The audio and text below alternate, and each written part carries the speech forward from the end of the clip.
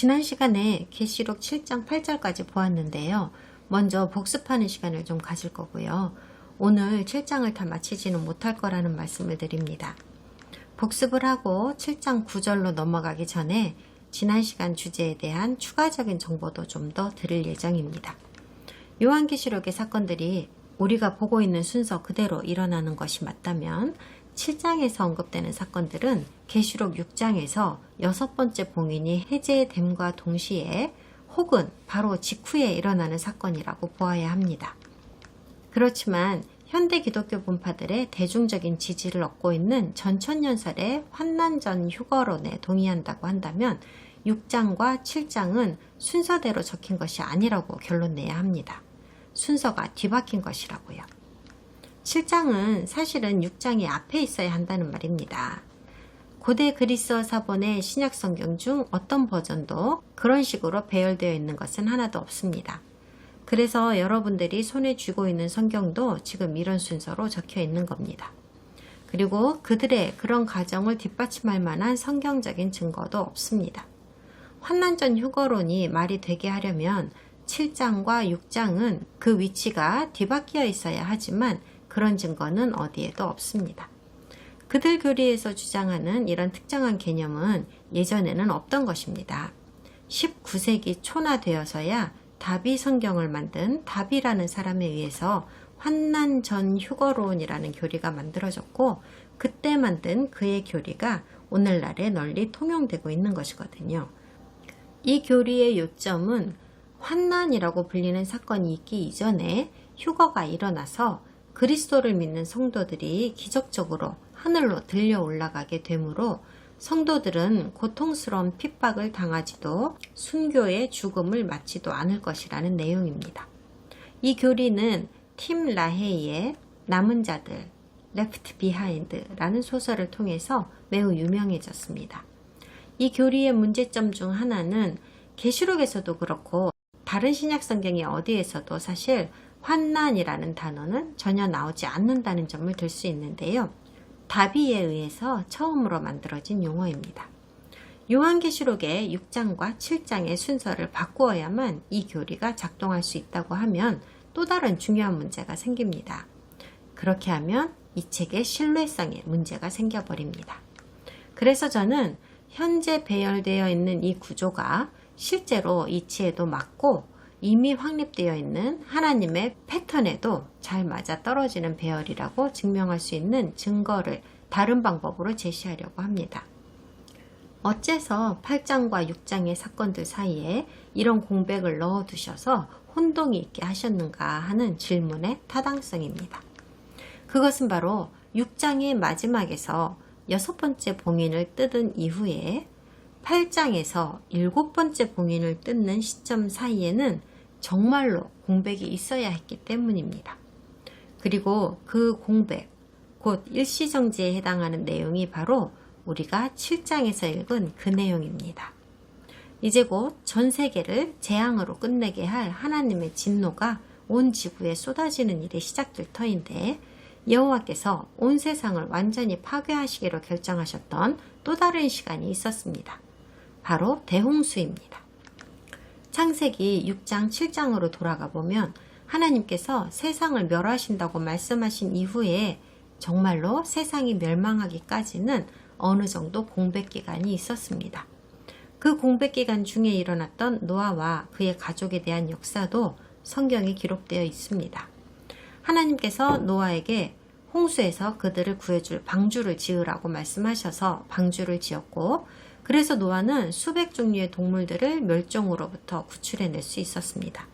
그리고 흥미롭게도 유대인 종교인들에 의해 쓰인 문학들 안에서도 우리는 이와 똑같은 패턴의 이야기들을 여러 개 볼 수 있는데요.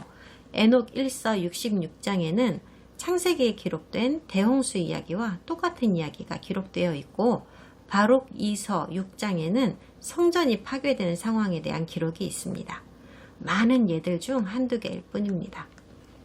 창세기의 대홍수 이야기에서 공백이 있었던 이유는 본격적인 재앙이 시작될 때에 하나님께서 그분의 백성인 노아와 그 가족들을 안전하게 지키기 위하여 꼭 필요한 것이었기 때문입니다. 이와 똑같은 패턴이 계시록에서도 등장하고 있습니다. 하나님께서 그분의 백성인 인침받은 14만 4천 명을 안전하게 지키기 위한 목적으로 이 공백을 주셨습니다. 그들과 더불어서 각 나라와 족속과 백성과 방언에서 나오는 수많은 사람들이 하나님께서 계획하신 본격적인 재앙이 시작될 때에 안전하게 지킴을 받게 하기 위함입니다. 우리는 또한 하나님의 인침을 받는 14만 4천의 성도들의 정체성에 대해서도 논의를 했고, 인침받음으로 인해 보호받게 된다는 것도 알았습니다. 인침을 받는다는 것은 소유권이 표시된다는 것입니다. 그래서 14만 4천의 성도들은 육체적인 위험으로부터 혹은 영적인 위험으로부터 혹은 둘 다로부터 보호를 받게 되는 것입니다. 그것이 어떤 보호인지는 아직 더 진도를 나가 봐야 하고 이 시점에서는 알 수 없습니다. 제가 이제부터 말씀드릴 내용은 복습이 아니라 새로운 정보입니다. 매우 중요한 내용입니다. 요한계시록 전체를 통해서 하나님의 구원의 계획의 일부인 종말과 하나님의 진노에 대한 이야기가 다루어지고 있는데, 실상 개개인의 구원에 대한 주제는 7장의 하늘 제단 아래에 있는 순교자들과 인침받는 14만 4천과 각족 속에서 나오는 구원받은 사람들, 그리고 12장, 14장, 19장, 21장의 일부 정도에서 밖에는 찾아볼 수가 없습니다. 그러므로 노아 이야기에서 발견할 수 있는 하나님의 진노로부터 구출되는 남은 자들, 곧 구원받은 자들의 주제가 여기 계시록에서도 비슷하게 그려지고 있음을 알 수 있습니다. 오로지 그리스도를 신뢰하는 믿음을 고수하며 구원받는 남은 자들만이 7장에서 언급하는 사람들과 같은 정체성을 가질 수 있습니다. 그런데 계시록 전체를 통틀어서 신기하게도 아시아의 7교회에 보내는 서신에서 외에는 회개하는 사람도 죄에서 돌아서는 사람도 찾아볼 수가 없습니다. 봉인의 심판이 시작되는 6장에서 종말의 마지막 단계로 들어서는 장면이 시작되는데, 이 순간부터는 구원을 위한 회개라는 주제는 함의적으로만 처리되고 있는 점이 참 신기합니다. 처음 6개의 봉인이 열리면서는 더 이상 회개에 대한 얘기를 찾아볼 수 없게 되었습니다. 전 세계적인 붕괴가 점점 더 끔찍하고 극대화되어가는 9장에 가면, 9장은 나팔의 심판에 대한 말씀이며 하나님의 진노가 한층 더 높아지는 접시의 심판이 16장에서 나옵니다. 어째서 이 지구상의 사람들이 지금 자기들이 하나님의 심판을 겪고 있다는 사실을 깨닫지 못하는지에 대해 요한이 매우 의아해하는 장면이 나옵니다. 논리적으로는 자기들의 죄에서 돌아서는 반응을 보이는 것이 맞는데도 그러기는커녕 하나님을 더욱 모독하고 죄와 악의 수위는 더욱더 높아져만 갑니다. 이 재앙에 죽지 않고 남은 사람들은 손으로 행한 일을 회개하지 아니하고 오히려 여러 귀신과 또는 보거나 듣거나 다니거나 하지 못하는 금, 은, 동과 목석의 우상에게 절하고 또 그 살인과 복술과 음행과 도둑질을 회개하지 아니하더라. 사람들이 크게 태움에 태워진지라. 이 재앙들을 행하는 권세를 가지신 하나님의 이름을 비방하며 또 회개하지 아니하고 주께 영광을 돌리지 아니하더라. 또 5째 천사가 그 대접을 짐승의 왕좌에 쏟으니 그 나라가 곧 어두워지며 사람들이 아파서 자기 혀를 깨물고 아픈 것과 종기로 말미암아 하늘의 하나님을 비방하고 그들의 행위를 회개하지 아니하더라. 왜 이러는 걸까요? 우리한테 왜 이런 말씀을 읽게 하시는 걸까요? 사람들이 저한테 이런 질문을 자주 하는데요. 휴거가 있은 이후에 믿게 되어 구원받는 사람들은 어떻게 되느냐고 합니다. 성경에서 계속해서 예언하던 말씀이 진짜로 다 이루어질 때까지 계속하여 복음을 거부하던 그 사람들은 다 어떻게 되느냐고요. 그런데 사실 요한계시록은 이런 사람들에 대해서는 아무런 언급을 하지 않는다는 사실을 발견하게 됩니다. 물론 수많은 사람들이 직접 자기 눈으로 일어나는 일들을 목격하게 될 것이고 실제로 마음을 고쳐먹는 사람들도 있을 것입니다. 하지만 휴거 후에 온 세상 모든 인류에게 무차별적으로 퍼부어질 하나님의 진노를 피하기에는 이미 너무 늦었습니다. 이 장면을 상상해 보세요. 노아의 방주가 불어나는 물 위로 떠오르기 시작했을 때 수천 수만의 사람들이 문득 자기들이 무슨 짓을 했는지를 깨달았다고 해봅시다. 그리고 하나님께 자비를 베풀어 주십사고 탄원한다고 해봅시다. 그래도 때는 이미 늦어버렸죠. 그들이 깨달은 것이 무엇이든 간에 이미 익사의 운명을 비켜갈 수는 없게 되었습니다. 이 장면이 다시 한번 반복되는 겁니다. 휴거 이후에 그리스도를 믿게 되어서 회개하는 사람들도 어차피 너무 늦어버린 겁니다. 물론 늦게라도 이렇게 회개한 사람들은 영원한 생명을 얻는 자비를 얻을 수는 있을 겁니다만 하늘에서 땅으로 내려치시는 재앙의 고통에서 구출되는 자비는 얻을 수 없을 겁니다. 기독교 성경학자들이 거의 만장일치로 동의하고 있는 점이 있습니다.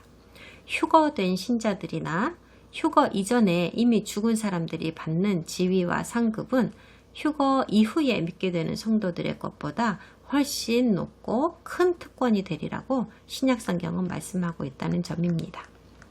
그러므로 결론은 이렇습니다. 이교도로 남아있던 사람들이 휴거를 전후하여서 결국엔 믿는 성도들이 된다고 한다면 그들도 어느 정도 소망은 가질 수 있을 테지만 이전에 먼저 믿은 사람들의 소망하고는 상당한 차이가 있을 거라는 말입니다. 물론 제 말이 100% 확실하다고는 할 수 없지만은 저는 분명히 이렇게 될 거라고 해석하고 있습니다. 7장에 나오는 14만 4천이 누구인가에 대한 논쟁이 계속되고 있는 이유는 성경 주석가들이 14만 4천을 성경에 적힌 그대로 구원받은 이스라엘 12지파에서 나오는 사람들이라고 믿을 것인지 아니면 지파의 정체성은 그저 상징으로 기록했을 뿐이고 이것은 이방인 기독교인 전체를 뜻하는 말이라고 믿을 것인지를 결정하지 못하고 있기 때문입니다. 환난 전 휴거서를 지지하는 사람들이 14만 4천을 이방인 기독교인이라고 해석하게 된 이유는 그들이 교회에서 새롭게 만들어낸 교리 때문이었습니다. 환난 전 휴거설은 대체신학이라는 교리를 내포하고 있습니다. 하나님께서 이제는 이스라엘을 버리시고 이방인 기독교인들을 이스라엘의 자리에 앉히셨다고 주장하는 교리입니다. 이스라엘에게 주시겠다고 약속하신 축복은 이제 이방인 기독교인들에게 다 주실 것이고 이스라엘을 향한 위협과 그들에게 내리셨던 저주는 이스라엘에게 그대로 다 남아있다고 하는 것이 이 교리의 핵심입니다. 이마에 인침을 받는 14만 4천의 사람들은 그 누구도 아닌 바로 이스라엘 사람들이라고 말씀하시는 성경적인 증거가 압도적으로 우세합니다.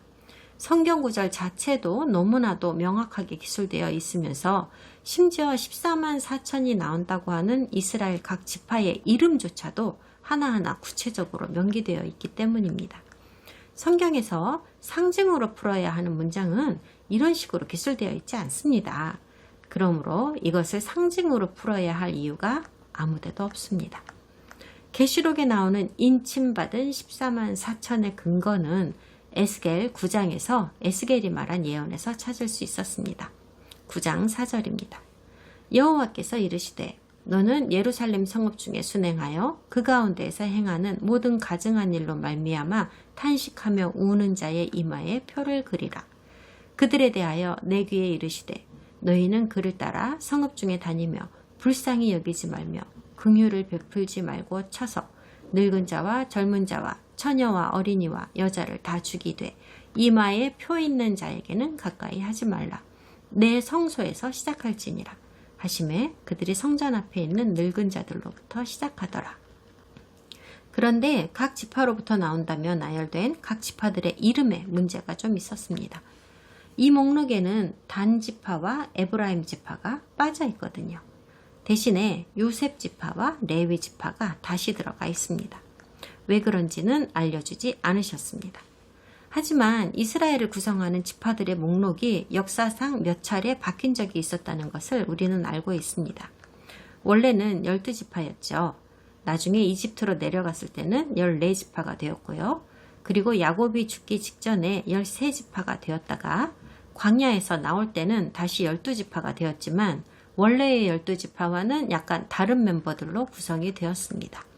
그리고 여기 계시록에도 12지파가 나열되어 있기는 합니다만 다시 한번 조금 다른 멤버들로 구성이 되어 있습니다.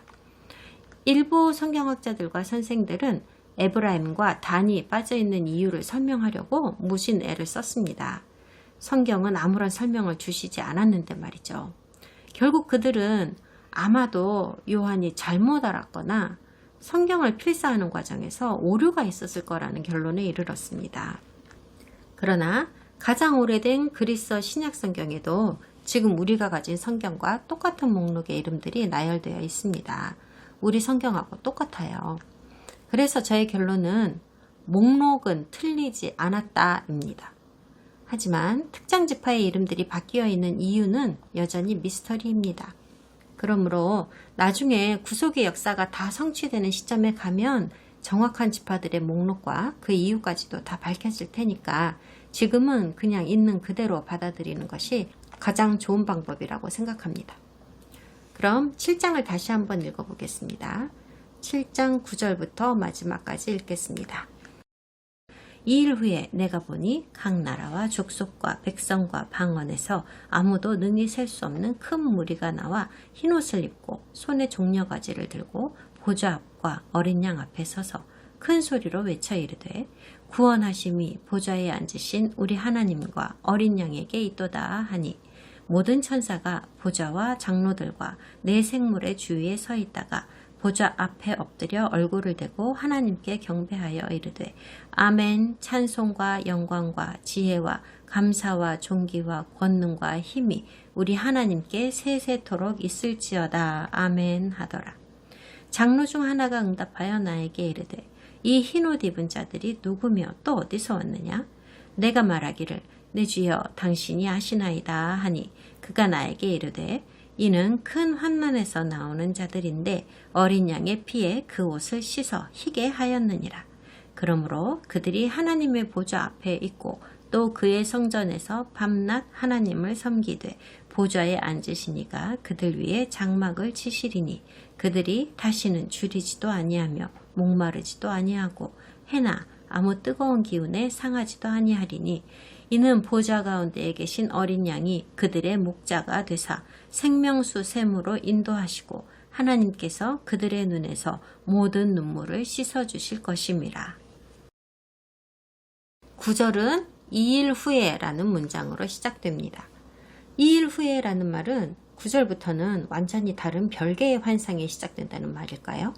아니면 앞에 1절부터 8절이 해당하는 환상과 같은 환상이 이어지는 것이지만 주제가 바뀌었다는 말일까요? 환난전 휴거서를 제안하는 사람들은 9절부터 시작되는 말씀은 앞에 1절부터 8절에 이어지는 말씀이고 앞에서 이미 언급한 14만 4천의 정체성에 대한 부연 설명이라고 주장합니다. 요한이 본 사람들의 수가 너무나도 많아서 셀 수가 없을 정도라는 것을 강조하기 위해 9절이 쓰였고 이 많은 사람들은 모든 나라와 부족과 언어에서 나오는 사람들임을 설명하고 있다는 해석입니다. 이 구절을 가지고 빌 교수가 환난전 휴거교리를 대변하기 위하여 했던 말을 인용해 보겠습니다. 1절부터 8절이 참 이스라엘의 지파들의 이름을 사용하여 상징적으로 기독교 교회를 묘사한 반면에 9절부터 17절은 요한이 그 실체를 엿보았다는 것을 알려주고 있다. 이들은 아주 정확한 숫자로 기록되었다. 왜냐하면 하나님께서는 누구누구를 구원하셔서 그분의 인을 치실지를 이미 다 결정하여 두셨기 때문이며 그분은 그분의 종들의 정확한 숫자도 다 알고 계시는 것이다. 9절부터 17절의 이 두 번째 그림은 넓은 관점에서 앞에서 언급한 무리와 실상 같은 무리를 의미한다고 보아야 한다.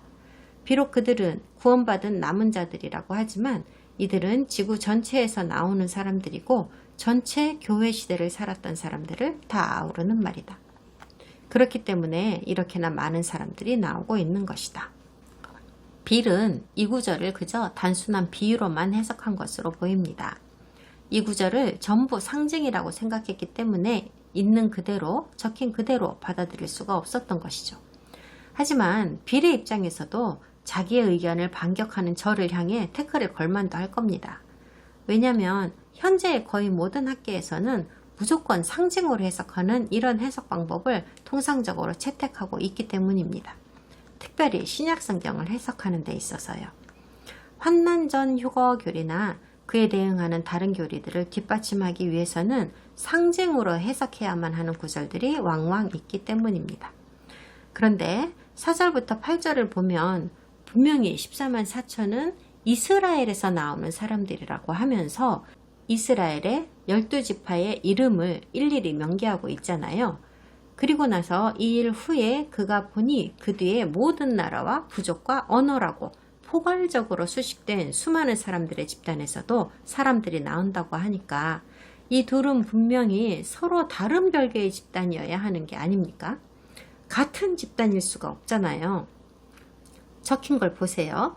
첫 그룹은 히브리어를 말하는 사람들이고 다음 그룹은 여러 언어를 말하는 이방인들이잖아요. 하지만 양쪽 다 구원받은 성도들은 맞습니다. 그것이 이 두 집단의 공통점입니다. 이 구원받은 사람들은 천국에 있습니다. 구원받은 것은 물론 그들의 영과 혼입니다. 하나님의 보좌와 어린 양 앞에 서 있습니다. 여러분이 지속적으로 명심해 주셔야 할 사항을 말씀드립니다. 요한은 일관적으로 각각 서로 다른 특성을 가진 별개의 신적 존재를 자신의 환상에서 묘사하고 있습니다. 보좌에 앉으신 분과 그리고 어린 양입니다. 두 분입니다. 보좌에 앉으신 하나님과 그분 앞에 서 계신 어린 양이라고 말하고 있습니다. 요한의 환상에선 일관적으로 계속해서 이 두 분이 등장하고 있습니다. 그리고 보좌에 앉으신 아버지 하나님이 어린 양보다 우세합니다. 이 주제에 대하여 이 환상에서는 줄곧 일관성을 가지고 있는데 이 점은 전체 성경과도 잘 부합합니다. 그런데 삼위일체 교리와 같은 사람이 만든 교리와는 부합하지 않습니다. 세상의 방방곡곡에서 나온다고 하는 무수한 사람들은 모두 흰옷을 입었고 그들 손에는 종려나무 가지가 들려 있습니다. 흰옷은 예식적으로 완전하게 순결하다는 것을 의미합니다. 종려나무 가지는 시편 118편과 관련이 있는 것 같습니다. 이 장은 숫꽃이라고 하는 장막절에 관한 말씀이죠. 시편 118편엔 이렇게 적혀 있습니다. 이날은 여호와께서 정하신 것이라. 이날에 우리가 즐거워하고 기뻐하리로다. 여호와여 구하옵나니 이제 구원하소서. 여호와여 우리가 구하옵나니 이제 형통하게 하소서.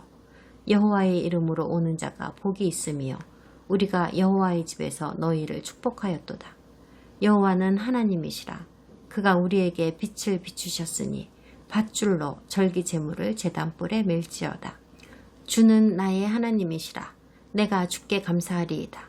주는 나의 하나님이시라. 내가 주를 높이리이다. 여호와께 감사하라. 그는 선하시며 그의 인자하심이 영원하미로다. 메시아의 예언적 본질을 가진 장막절의 행사 장면을 요한의 환상에서 종려나무 가지가 성전재단에 놓여지는 모습으로 보여주시는 것이라고 저는 생각합니다. 종려나무 가지는 장막절 예식 중에 가장 중심이 되는 요소입니다.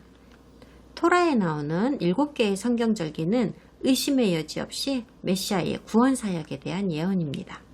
예언적 성경절기의 앞에 4가지는 이미 성취되었습니다. 패삭이라고 하는 6월절은 예수야께서 십자가에서 피 흘리시고 우리 죄의 값을 치르어 주심으로써 성취되었습니다. 맞자라고 하는 무교절은 죄 없으신 예수야의 몸이 바위 무덤에 놓여진 날입니다. 비쿠림이라고 하는 초실절은 예수야께서 죽음에서 일어나셨을 때 성취되었습니다. 샤봇이라고 하는 오순절은 성령이 내려오셔서 사람들 안에 거하시게 된 날입니다. 이렇게 해서 4개가 모두 성취되었습니다. 3개의 절기가 성취되기를 기다리고 있습니다. 욤 테루아라고 하는 나팔절과 욤 키푸르라고 하는 대속죄일과 마지막 것인 숫꽃 장막절입니다. 그러므로 다른 설명을 찾을 수 없다면 계시록 7장 9절에서 말하는 종려나무 가지의 말씀은 장막절 예언이 성취되는 순간을 보여주시는 구절이라고 봐야 합니다. 10절에서 천국에 있는 수백만 성도들이 구원하심이 보좌에 앉으신 우리 하나님과 어린 양에게 있도다 라고 큰 소리로 외칩니다. 하나님 아버지와 어린 양께서 따로따로 찬양받으십니다. 이들은 무엇에 대한 승리를 찬양하고 있는 겁니까? 어린 양이 봉인을 열었으므로 이 땅을 사탄으로부터 구속하시려는 하나님의 뜻이 이루어지는 심판의 과정이 드디어 시작되었고, 이것이 어린 양이 쟁취한 승리입니다. 그리고 하나님과 어린 양의 승리는 우리 성도들도 우리 삶에서 죄와 악을 이기고 승리하리라는 보증이 되었습니다. 승리는 실제로 하나님께서 이루신 것입니다. 그 사실이 하나님을 찬양하는 장면으로서 시인되고 있습니다. 그러므로 이 승리는 이중으로 승리한 겁니다. 먼저 성도들이 참고 견디며 믿음을 지킴으로 해서 영원한 생명을 얻게 되는 우리 성도들의 승리입니다. 두 번째는 사탄에 의해 타락하게 된 이 땅을, 우리의 영원한 생명을 두기로 했던 이 세상을 사탄으로부터 다시 되찾아서 원래대로 회복하고 죄와 악이 영영 존재하지 못하게 만드실 우리 하나님의 승리입니다.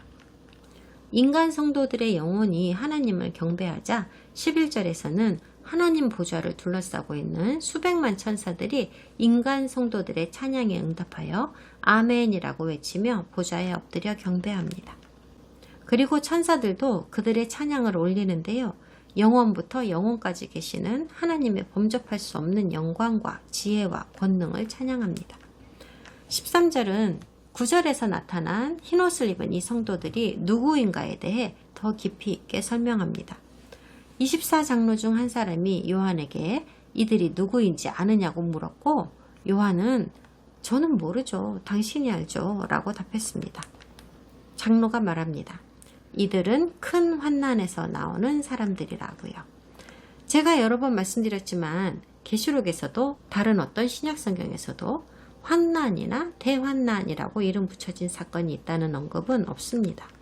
그런데 환난 전 휴거를 주장하는 사람들이 그들의 주장을 증명하기 위하여 그런 이름들을 붙였고, 그 이름 중에서 대환난이라는 이름은 바로 이 구절에서 가져온 것입니다. 진짜로 더에 해당하는 그리스어 톤이 여기에 있거든요. 하지만 그 이유만으로 대환난이라는 명칭이 만들어지는 것은 아닙니다. 이 사람들이 현재의 혼란스러운 전 세계적 정치, 경제, 사회의 압제 속에서 나온 사람들이라고 말한다면 이 묘사가 어떤 특정 사건에 대해 이야기하는 것이라고 생각하십니까? 아니면 다른 시대보다 훨씬 혼돈스러운 일반적인 시간대를 포괄하는 것이라고 생각하십니까? 영어로 어떤 특정한 이름을 명사화하여 말하고 싶다면 맨 앞에 철자를 대문자로 표기합니다. 킹제임스 버전이나 다른 대다수의 성경들이 모두 이것을 대문자로 처리하지 않았습니다. 이들은 모두 이것이 어떤 특정한 시간대를 의미하는 것이지 어떤 사건을 콕 집어서 말하는 것이 아니라는 것을 알고 있기 때문입니다. 그런데 우리 교재인 CJB 성경은 The Great Tribulation 이라고 대문자로 처리하였습니다. 잘못된 것입니다. 그러므로 여기에서 우리가 취해야 할 요지는 흰옷을 입은 성도들은 커다란 환난의 시기로부터 천국으로 온 사람들이라는 것입니다. 요한의 이 환상은 다니엘서 12장에서 직접적으로 인용한 것입니다. 다니엘 12장 1절입니다. 그때에 네 민족을 호위하는 큰 군주 미가엘이 일어날 것이요 또 환난이 있으리니 이는 개국 이래로 그때까지 없던 환난일 것이며 그때에 네 백성 중 책에 기록된 모든 자가 구원을 받을 것이라. 계시록 이외의 책에서 큰 환난이라는 식의 묘사를 찾을 수 있었던 것은 마태복음 24장입니다. CJB 성경은 이렇게 적었습니다. 이는 그때에 재난이 있겠습니다. 창세로부터 지금까지 이런 불행이 없었고 후에도 없으리라. 그리고 다른 성경 번역본들은 거의가 이렇게 번역하였습니다. 이는 그때에 큰 환난이 있겠습니다. 창세로부터 지금까지 이런 환난이 없었고 후에도 없으리라. 그러니까 다비 성경에서 이것을 대환난, The Great Tribulation 이라는 특정 사건으로 규정지어 이름 붙였지만 다른 성경들은 모두 우리를 향한 불신자들의 박해와 압제가 불특정한 시간 동안 지속적으로 하늘 높이 치솟게 되는 넓은 범위의 시간대를 일컫는 것이라고 번역하고 있습니다. 인간이 인간에게 할 수 있는 모든 악이 더해지면서 인류 역사상 전례 없는 찬인무도한 박해가 일어나게 되는 시간대입니다. 14절에서 결론 짓기를 이 사람들은 어린 양의 피에 그 옷을 빨아 희게 한 자들이라고 합니다. 이 말씀을 좀 생각해 보겠습니다. 이것은 분명히 참 아이러니한 비유입니다. 아이러니하다는 표현을 쓴 이유는 이 성도들이 흰 옷을 입었다고 하기 때문인데요. 그들이 자기들의 옷을 붉은 피에 빨았기 때문에 희게 되었답니다. 붉은 피에 빨면 붉게 물들어야 하는 거 아닙니까? 흰 옷은 완벽한 순결함을 의미합니다. 그리고 의복을 빤다는 것은 정화를 의미하고요. 종종 기독교인의 침례와 관련이 있는 비유입니다. 그런데 어린 양의 피라는 것은 예수와의 십자가 죽음으로 인해 그분을 믿는 사람들에게 초래되는 속죄의 영향을 의미하는 것입니다.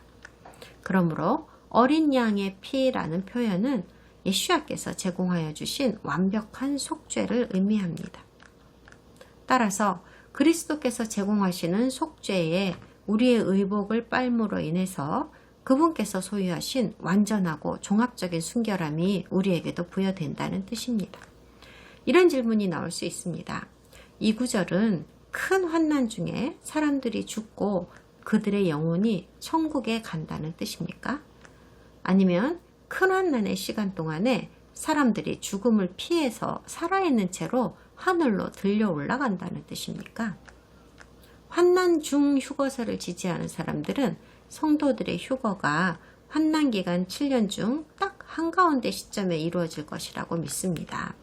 환난 기간 중 앞에 3년 반을 환난이라고 하고 뒤에 3년 반을 대환난이라고 그들은 부릅니다. 이 교리에서는 성도들이 비록 앞에 3년 반 동안 약간의 환난을 겪게는 되겠지만 뒤에 이어지는 3년 반 동안의 대환난을 경험하지는 않을 거라고 주장합니다. 환난이 극도로 심해지는 대환난이 시작되기 직전에 하늘로 들려 올라가게 될 테니까요. 따라서 환난 전 휴거설에서는 그 어떤 환난도 시작되기 전에 성도들이 휴거된다고 하고 환난 중 휴거설에서는 심각한 환난이 시작되기 직전에 성도들이 휴거된다고 주장하는 겁니다. 제 생각으로는 초대교회 교부들의 의견을 조사해 보는 것도 아주 좋은 방법이라고 생각합니다. 그들은 우리보다 훨씬 이 책이 쓰여진 시기와 아주 가까운 시대를 살았기 때문입니다. 북아프리카 사람인 프리마시우스는 계시록의 이 구절에 대해 매우 흥미로운 의견을 제시합니다. 그는 티코니우스의 주석에 크게 의지한 사람인데요. 안타깝게도 이 주석은 역사 속에서 소실되어 버려서 우리가 가지고 있는 것은 나중에 교부들에 의해 인용된 극히 일부분 뿐입니다. 프리마시우스는 주후 500년 중반경에 살았던 사람이고 티코니우스는 그보다 200년 전의 사람입니다. 저는 프리마시우스가 계시록 7장 13절 14절에 대해 기록한 주석을 광범위하게 인용하려고 하는데요. 왜냐하면 그는 이 성도들이 나오게 된다고 하는 큰 환난이 어떤 환경을 말하는 것인지를 중점적으로 문제 삼았기 때문입니다. 그는 이 성도들이 바로 오늘을 사는 우리일 것이라고 했습니다. 당대에 가장 존경받는 주교였던 프리마시우스는 이런 의견을 강력히 제안하였습니다. 그가 하고자 했던 말이 무슨 뜻인지를 주의해서 잘 들어보시기 바랍니다. 큰 환난에서 나온다고 하는 수많은 성도들에 대해 설명하려면 이 말씀 외에 무엇이 있겠는가? 제자들의 마음을 굳게 하여 이 믿음에 머물러 있으라 권하고 또 우리가 하나님의 나라에 들어가려면 많은 환난을 겪어야 할 것이라 하고 그러므로 바울도 이렇게 말했다.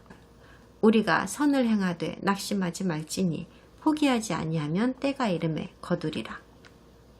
넉넉한 기름은 부단한 노력으로 얻어지고 창고에 저장될 곡물은 탈곡기를 통해 수집되는 것처럼 충만한 성도들의 수는 투쟁의 인내를 통해 이루어진다.